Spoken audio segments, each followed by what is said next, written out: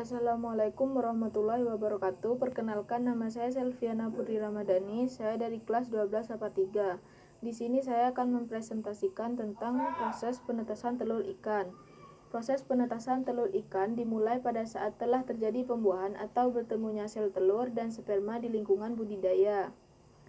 Keberhasilan penetasan telur dipengaruhi oleh beberapa faktor, antara lain faktor dari dalam, yaitu kerja mekanik dan dari aktivitas larva tersendiri maupun dari kerja enzimatis yang dihasilkan oleh telur. Sedangkan faktor lingkungan yang mempengaruhi penetasan telur antara lain suhu, kelarutan oksigen, intensitas cahaya, pH, dan salinitas.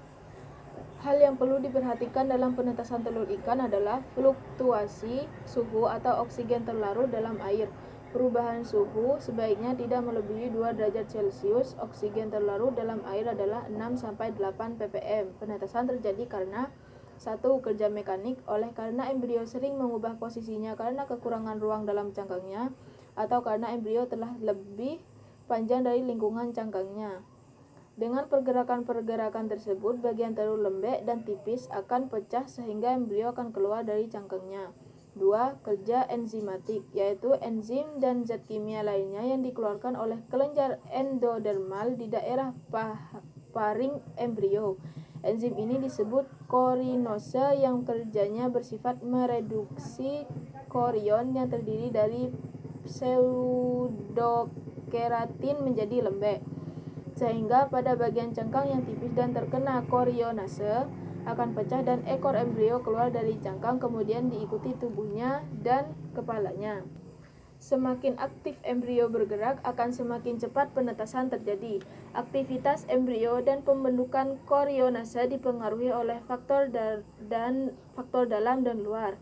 Faktor dalam antara lain hormon dan volume kuning telur. Hormon tersebut adalah hormon yang dihasilkan kelenjar hipofisa dan tiroid sebagai hormon metamorfosa. Alat yang dibutuhkan saat penetasan telur adalah automatic water heater thermostat atau pemanas, dipasang pada wadah penetasan telur. Fungsi automatic water heater thermostat adalah untuk menstabilkan suhu yang dikehendaki. Aerator atau blower berfungsi untuk mensuplai oksigen terlarut dalam penetasan telur ikan. Selanjutnya, aerator dan automatic water heater thermostat dipasang pada wadah penetasan yang telah berisi air. Dan suhu air pada penetasan adalah 27-30 derajat Celcius.